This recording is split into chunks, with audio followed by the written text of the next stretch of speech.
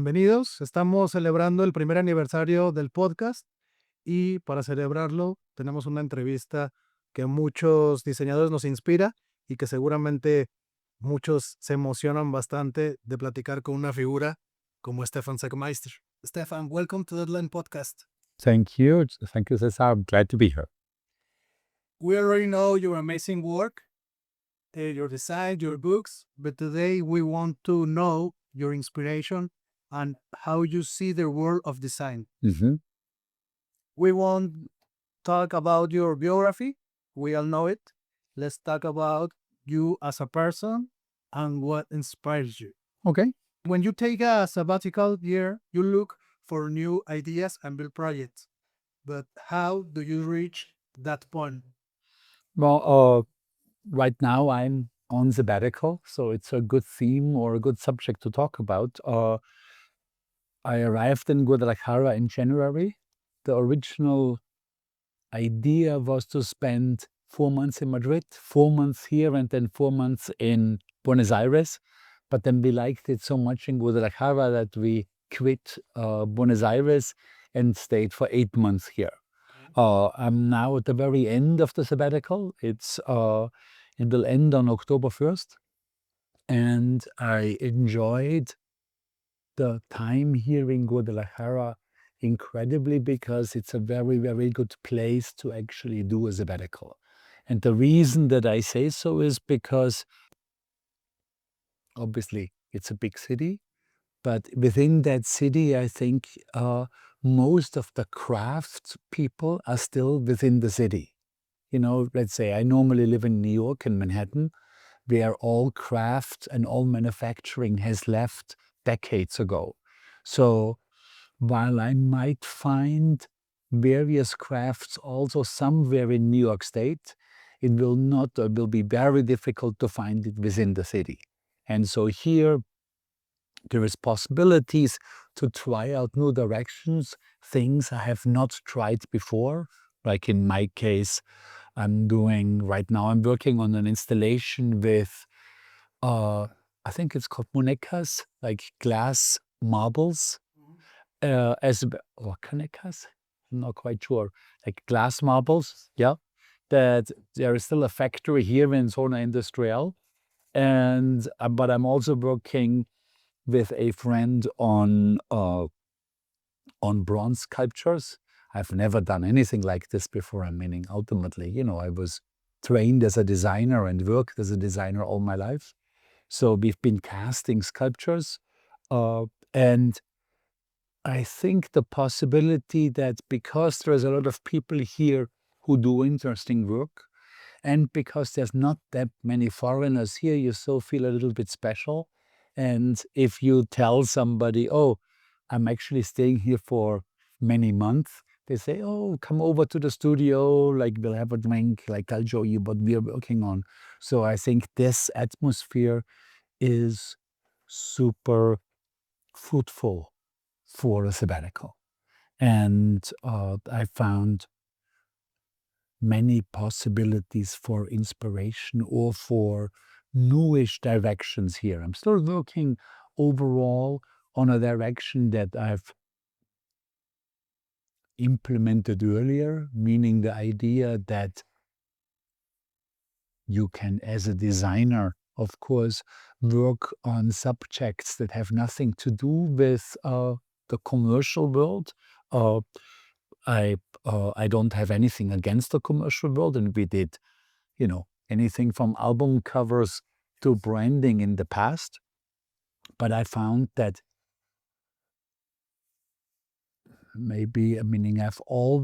I've in the studio, we've always done both, or for a very long time done both, meaning pursued design to say something beyond the commercial language. And I think 6 or 7 years ago, I made that exclusive. So for the last 6 or 7 years in the studio, we have not done any commercial messages, mostly because I felt I've done that in my life. I've done enough of that.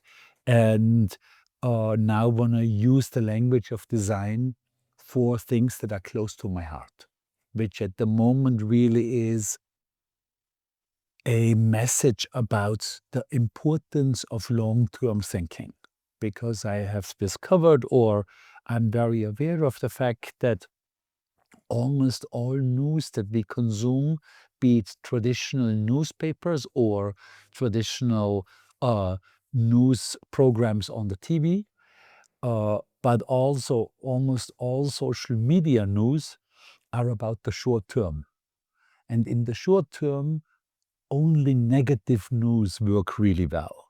But if you look at the world from the long term, say from a point of view of 10 years or 50 years or 100 years, you get the exact opposite impression of the world. In the long term, almost everything turned out to be positive. In the short term, almost everything turns out to be negative. And while the short term is important, because almost all of our news are short-term news and therefore negative, many of us get a completely skewed impression of the world. There was a gigantic survey last year where 10,000 young people participated, and more than half, 53% of those young people thought that humanity is doomed and will come to an end during their lifetime. Now, this impression is wrong, meaning, and it's not my opinion that it's wrong, I can prove that it is wrong. And this comes from this short-termism. And, many of those young people say they will never have kids because the world is too horrible of a place to put kids into it. And these impressions are truly demonstrably wrong. And if you look at humanity from the long term, in almost any case that you look at it, almost any case, we are now better off than we were 10 years ago. And 10 years ago, we were better off than 100 years ago. And 100 years ago, we were much better off than 1,000 years ago. And that is true for basically all directions that is important to us, because most of us, or all of us, I would think that in this room here, would rather be alive than dead. We would rather be healthy than sick. We would rather live in peace than in war. We would rather live in a democracy than in a dictatorship. We would rather be smart than stupid. And we would rather have something to eat than be hungry. And these 6 directions that I just mentioned can actually be measured. And these things wonderfully actually have been measured over the past 200 years. We have fantastic data on these directions, and all of these things have improved. So the idea that the world has never been worse than it is now, which some of my friends actually share, is, to say it easy, wrong. Because for most of the things that actually matter in our life, things have improved. And I basically, after this long intro, what I'm trying to do is I'm trying to create visualizations that are interesting enough that people would want to look at them. In some cases, buy them and hang them in their living room as a reminder that what you just saw on Twitter does not mean the end of the world. And I try to do that with what I've learned as a communication designer.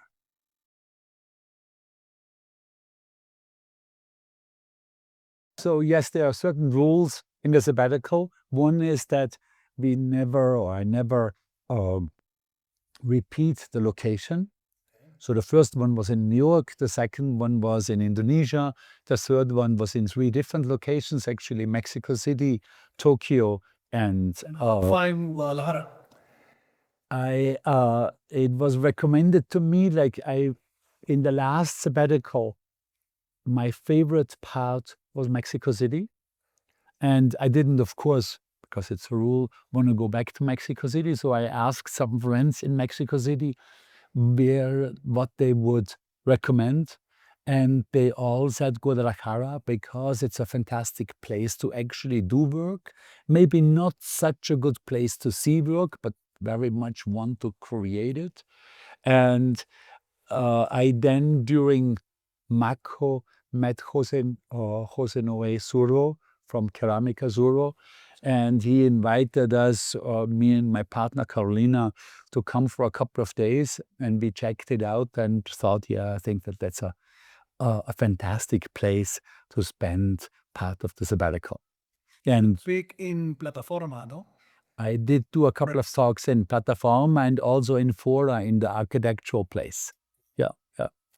Which both spaces I actually enjoy a lot. I think that they're both fantastic spaces run by a very small group of people. So there is no bureaucracy. They can move fast. Yeah, they're my kind of spaces. During the normal 7 years, the non-sabbatical years, I'm already not taking any client projects. I still get asked to do it, but I recommend either a designer who used to work with us or possibly Jessica, if it's correct, like I recommend other people. But for the last 6 or 7 years, we have not done any client projects in the studio. So from that point of view, the sabbatical is a bit more close to the regular years, or sometimes I say I'm taking a sabbatical from my sabbatical because I already don't do any client work. Yeah. But that, of course, is a direct result of having done 3 sabbaticals prior. Because during those sabbaticals, I, of course, learned very, very clearly on, for one thing, how to be self-starting, how to create projects without a client coming and creating the limitations for me, because the projects that we're doing now still need limitations, of course. Like, I don't think that we can work without limitations, but I think I've gotten ready for that in the first 3 sabbaticals. What have you find here that inspired you? Well, I think I talked a little bit about it, the possibility to go in a lot of different directions. I looked at a stone masonry, wound up ultimately not doing anything in stone, but I definitely loved uh, the glass marble factory. Like, we went there on a little tour and saw how the marbles are made. And we're at the end of the sabbatical, which is very soon, in 3 weeks. We'll have an exhibition at the at MAS, Museo de Zapopan, and we'll show some of that work there. There's going to be an installation consisting of glass marbles and teeth. I think they arrived today. I ordered 120,000 teeth, like teeth from China. They're actual, meaning they're made out of resin, but they're made for humans, meaning they're made for temporary teeth for dentists. And they're going to be a mixture between those and the glass marbles. We're going to show 2 sculptures that are half historic sculptures, or partly historic sculptures, and partly newly cast bronze sculptures. And we're doing something with food, and we're doing something with masks that are 3D printed, also here in Guadalajara. So in all the previous exhibitions, I've never done anything in 3D, meaning like sculptures or installations. So this is very new and comes as a direct result of the possibilities here in Guadalajara.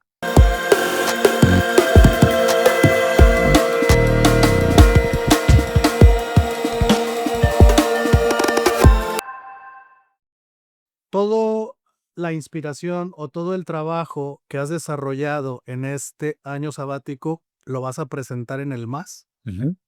See? We'll show it all.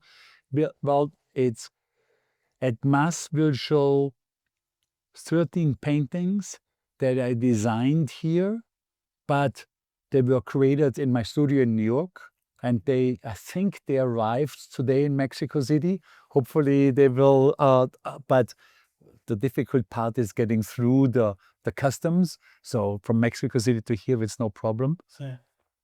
And we're going to show 3 installations that were created here, 2 sculptures that were created here, and 2 videos. One of them we created in New York, one of them we created here.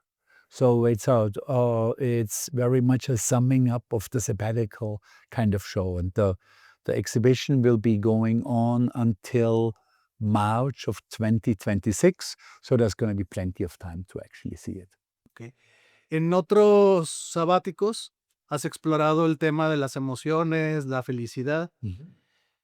En este sabático, ¿qué exploraste? El tiempo largo, about the long term. That's really the whole theme of the sabbatical. Okay. Yeah. Yeah. So, but in, let's say, the last sabbatical was really about beauty. The one before was really about felicidad, about happiness.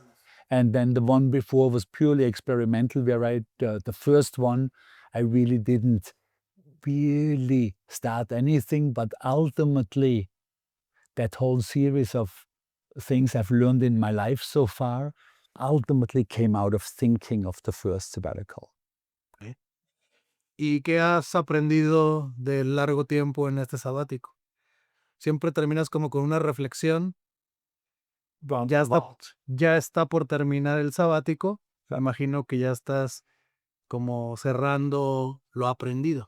I'm meaning, if I sum it up, that if I look at it from the long term, everything looks much better than from the short term.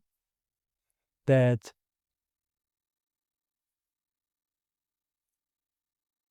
the idea that everything is terrible, that the short-term news give to us, has terrible consequences. One example would be Donald Trump is only possible when a majority of people think everything is awful. Make America great again, this idea will only work if everybody believes things are terrible and they used to be very good. But when I ask Republican voters, when was it good? When was America great? Was it 10 years ago? Could not have been, because Obama was in place. Was it 20 years ago? Well, it was 9/11, the start of the Iraq and the Afghanistan war. Was it 50 years ago? Ronald Reagan ran with the exact same line, make America great again, 50 years ago. So the fact is that America was never great in the same way that the world was never great, because the world actually is much better now than it used to be 10, 20, 50 or 100 years ago. So I think those were some of the things that I've learned. I also really learned that even from a environmental point of view, many people will say, well, global warming didn't exist 100 years ago. But even from an environmental point of view, humanity really was never sustainable. This idea that the indigenous people or people 1,000 years ago lived in nature and loved nature is not quite correct. There were species that were eliminated all along the way. Neanderthals killed species. Our prehistoric forefathers killed complete species. The American Indians killed species. It just didn't matter that much because life was so terrible, because 50%, for most of humanity, 50% of all children died. If you broke your leg, you died. So we never really reached the numbers, and we never really reached a good life, and we never really were so many that it really mattered. But if I look at the CO2 footprint of my grandmother who was incredibly frugal, didn't have a car, never went on a plane, but her CO2 footprint was double the size of mine because the stuff that they burned, wood and coal, was so inefficient that even though her life was much, much more frugal and much, much more simple, uh, her CO2, basically what she added to the atmosphere in CO2, namely 10 tons on average, was double the size of ours, which is roughly 5 tons per year on average. So, or I can give you another example. We actually did create this exhibition in Ukraine during the war, in both in Lviv and in Kiev, and it was embraced almost more than in any other place in the world.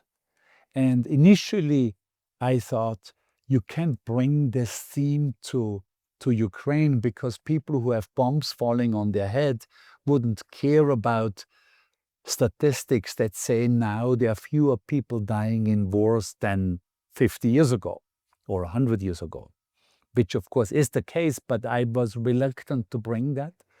There was a woman from Ukraine who heard me say that on a podcast in Germany, and she contacted me and we did an initial small talk over Zoom for 80 people in Ukraine.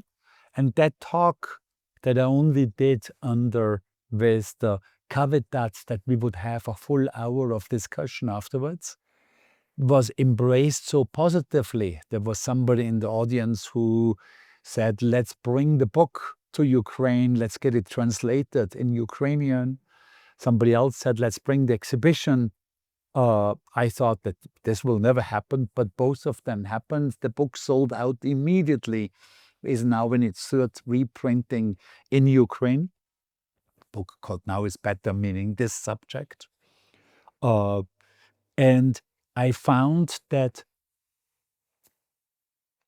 when people have serious trouble in their life, like serious problems, they are much more thankful for a positive message than people who are actually doing really well. And so even in the case of war, the people who are in war are very much aware of the fact that as terrible as the Ukrainians have it, specifically the ones who live in the east of Ukraine at the front of the war with Russia, still are aware of the fact that right now significantly fewer people die in wars than in almost any other time in human history, because we just used to be much, much, much more violent. This is only partially true for Mexico. I think in Mexico right now, you do have a very high rate of violence. If I'm not mistaken, you have roughly about 40 homicides per year per 100,000 people, which compares to Ukraine, for example, to 60. So even though Mexico is not at war, you're somewhere in that world of a war-torn country. And it would compare to, let's say, if you look at the European rates of violence, it's somewhere in the 1700s, where Europe was at 40 homicides per year. And you would have to go further back to like 1500, to the Middle Ages, where Europe was at 60 or so. But in many European countries where I come from, Austria, it's one homicide per year per 100,000 people.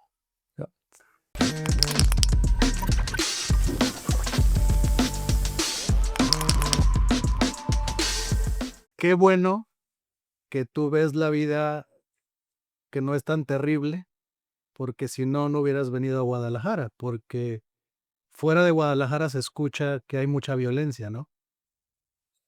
Because I looked at long-term developments over the past years very intensively, I have a very different way of reading news. So I definitely, when I told friends that I'm going to spend a significant amount of time in Guadalajara, I definitely got a lot of uh, questioning faces who said, really? Isn't it super dangerous there? And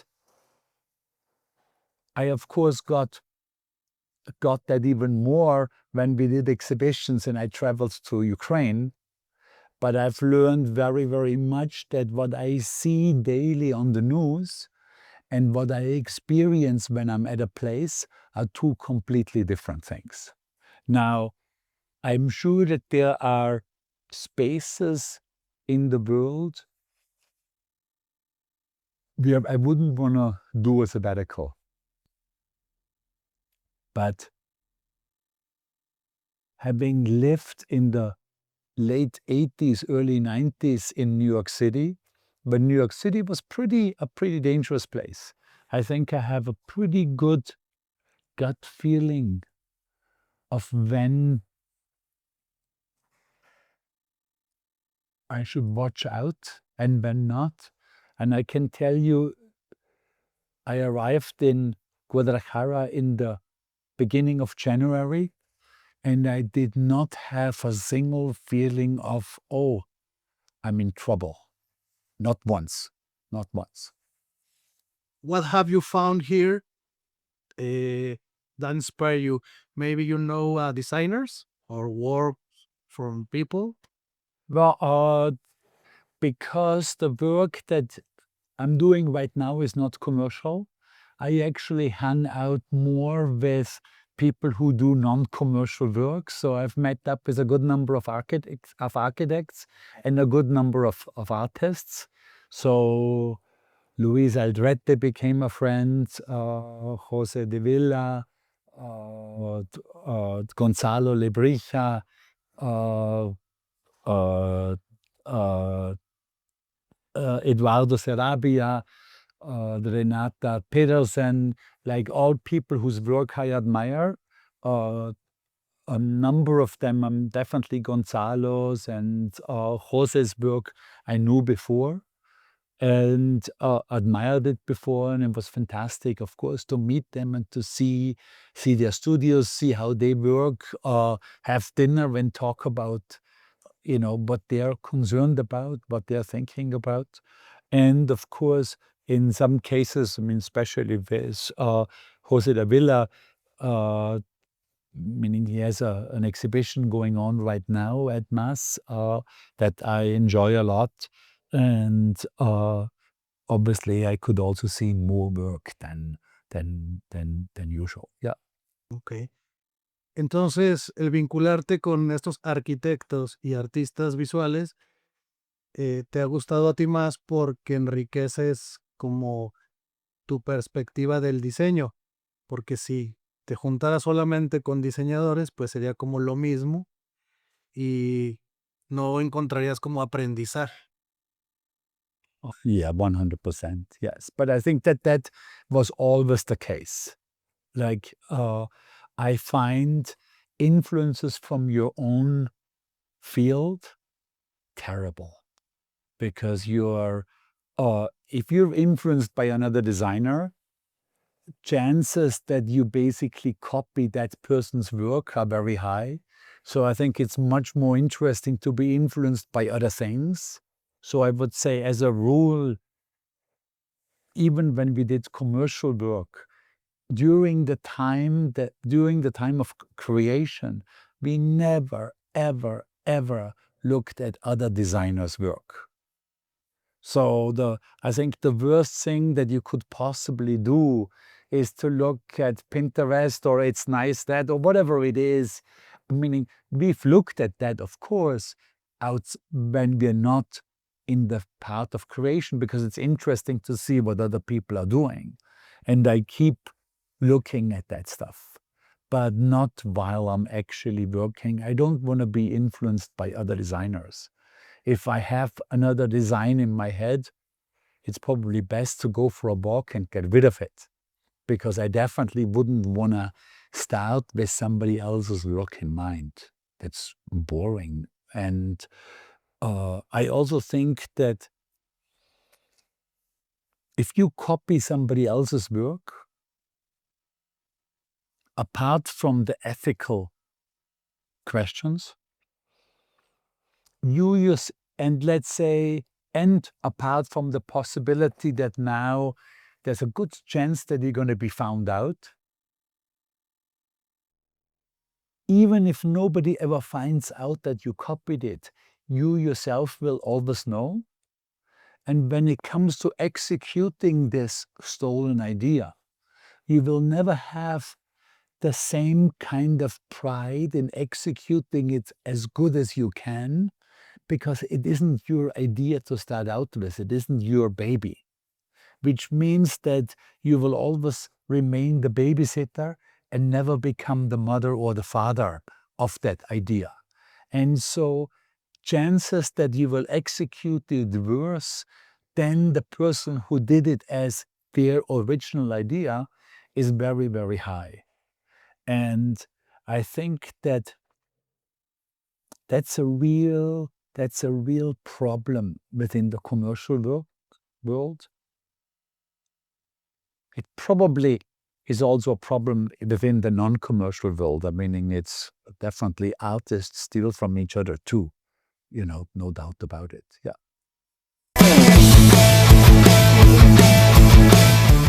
Designers usually share only the work they like most. Is the same for you? No, we share everything. Even when we did the commercial work, absolutely everything went up on the site. It's, I mean, obviously there were projects we liked more than we like, and some less so. But let's say, even in the time when we did the most commercial work, which would for me have been during Sagmeister and Walsh, every project we did went up. Yes. And now this would be the same. I mean, I don't think that absolutely every single painting we've produced is on the site. But that's more sort of because should be some sort of curation going on. But I'm not, let's say, if a number of paintings are not up there, it's not because I'm embarrassed by them. It's because I think that there should be some curation going on. But yeah, no, every project is visible. Okay. Yeah. And do you still design logos or invitation for friends, or even small favors like retouching photos No, for friends? no, none, No. none. No, I've made that mistake during the first sabbatical, where there was one or two kind of pro bono jobs coming in, and I took them on, meaning I said, okay, they're not paying, I'm allowed to take those on. And I found that then I spent all my energy on those jobs because they, of course, come with deadlines. And I found that they're easier to do because a job that I need to generate myself, I ultimately find it more difficult than something that already comes, or especially at that time, that comes with its own limitation and it comes with a brief. So I found that when I took those on, they kind of crowded out all the work that I really wanted to do, but kind of was too scared to do. And so I made a rule for the sabbaticals: no outside jobs whatsoever, no matter if they're for a good cause or or if they high pay or if they no pay, it doesn't matter. I think at one time, I think it was during sabbatical 2, I even said no to Obama, even though I liked Obama a lot.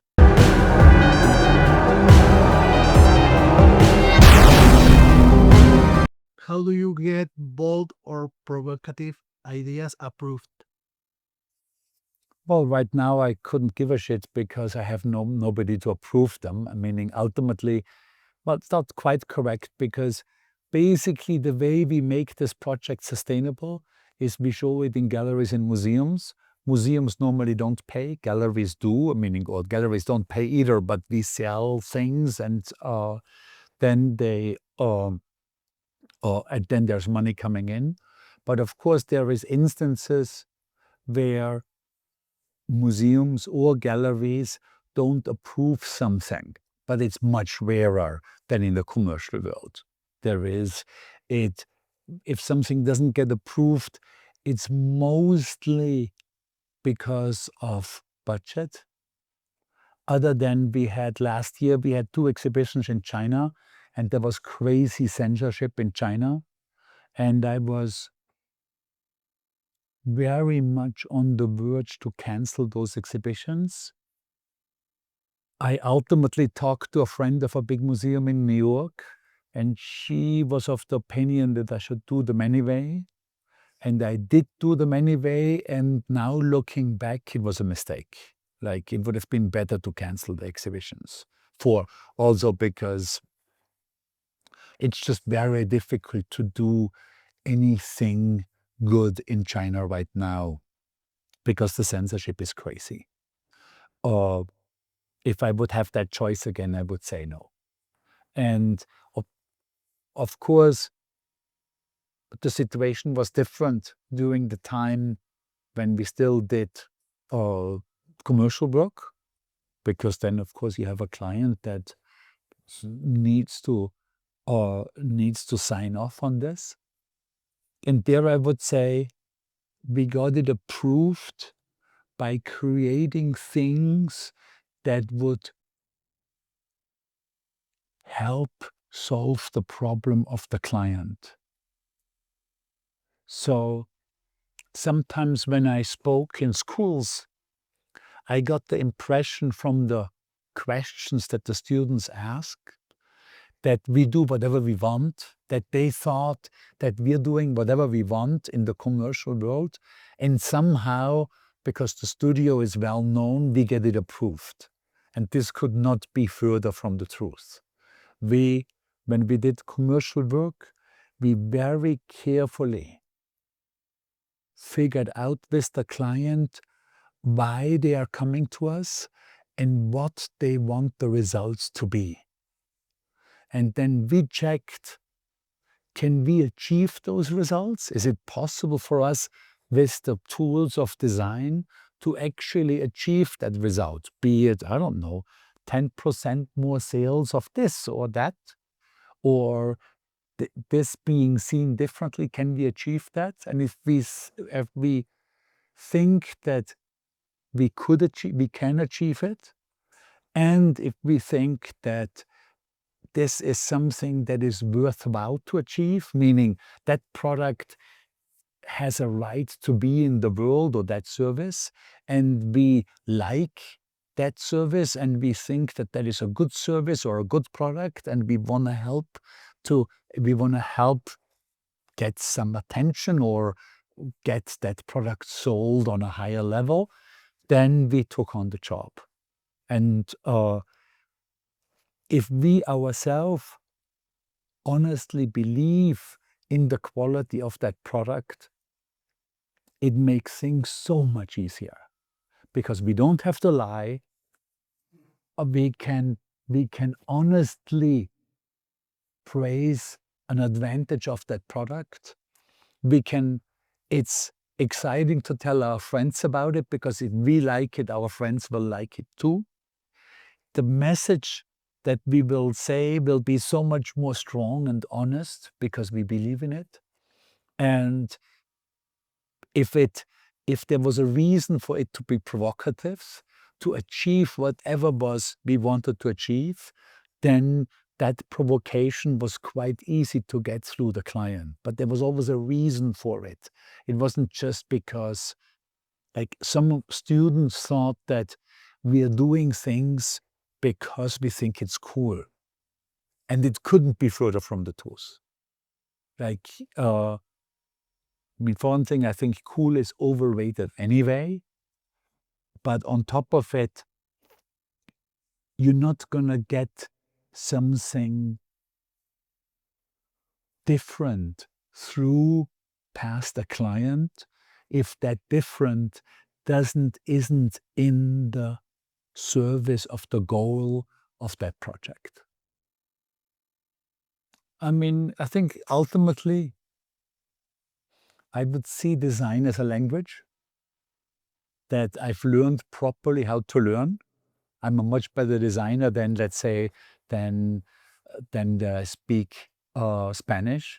I speak Spanish solo con Duolingo y un poco, pero si hablo español, sería una locura que hablo solamente en mensajes comercial cuando yo entiendo español. En el caso de diseñadores, la mejora de diseñadores solo habla en mensajes comerciales, y no hablan este lenguaje para cosas personales, para cosas del mundo, del desarrollar, del humanidad. Y creo que vale la pena que explorar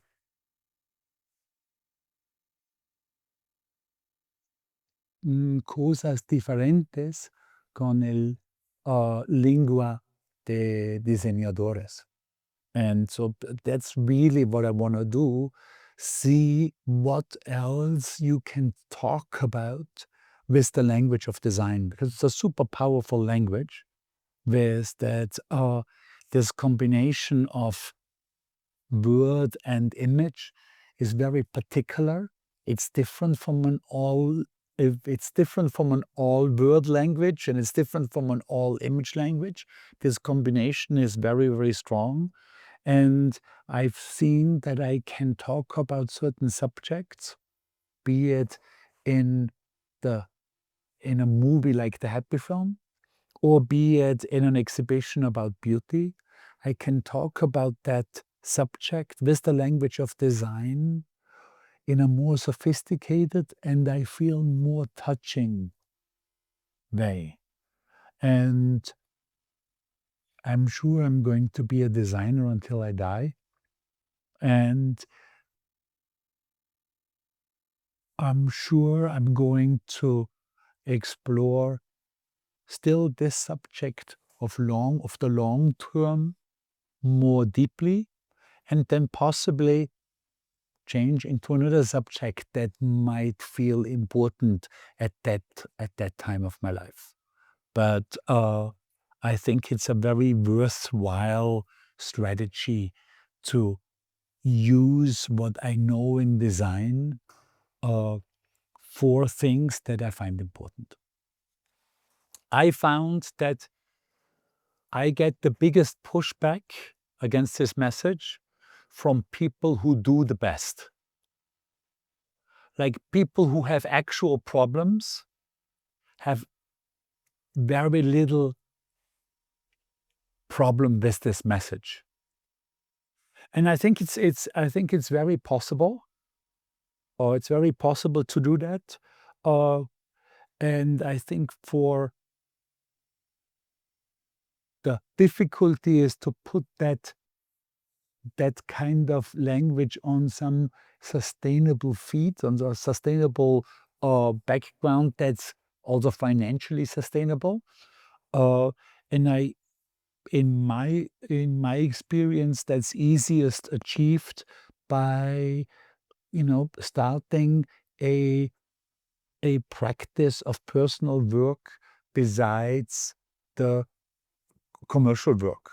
And that can be like, I started it with full year sabbaticals, but I also know many designers who do this every Saturday morning.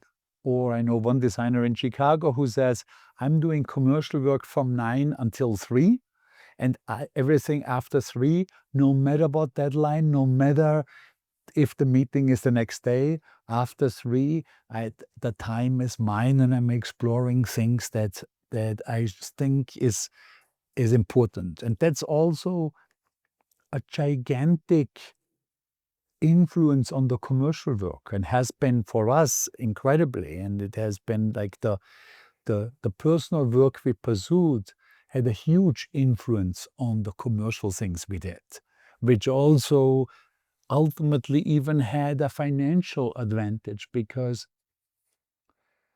it influenced the commercial work so much that we really did different kinds of work than other design companies. So we were suddenly outside of this price pressure thing, because if a client wanted that kind of work, they couldn't quite get that from another design studio, which meant that we weren't in those pitches where, they asked 3 people to come up with something and then went with the cheapest. We did not participate in those, which I was always super happy about. Somehow we think that looking at the world critically is a more intelligent way to be than looking at the way positively. So I think that there's a lot of things like that have to be overcome. I myself believe that if you're able to publish something positive that's interesting, you're a much more intelligent person, because it's much more difficult to do. Y yo creo que lo que todos los diseñadores admiramos de tu trabajo tiene que ver con esta visión de, pues, querer hacer algo más allá de un diseño comercial. ¿Me podrías filmar aquí del primer aniversario? Okay, that's my favorite pen, yes. A message? Yes. Yeah.